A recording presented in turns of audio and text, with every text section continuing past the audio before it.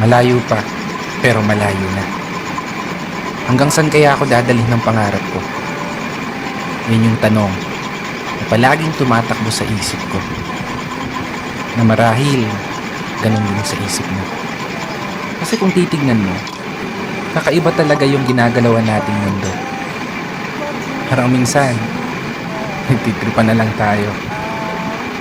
Paikot-ikot na lang yung sitwasyon na paulit-ulit kang napapalo. Oo, minsan, may araw na panalo ka, pero mas madalas pa rin yung nadedehado. May oras na gulong-gulo yung isip mo, may panahon naman na pumapabor sa gusto. Ganito siguro talaga yung ibig sabihin ng buhay.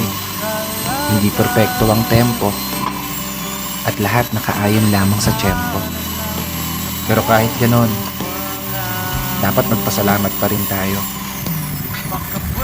Kasi isipin mo naman, sa likod ng napakaraming beses na pagkatalo mo, eto ka pa rin, nananatiling nakatayo, sinusubukang ipanalo. Bawat laban, ikaw lang yung nakakaalam. Mga pagsubok na araw-araw mong pinipilit lampasan, na sa bawat pagpihit ng kamay ng orasan, taglay mo ang lakas ng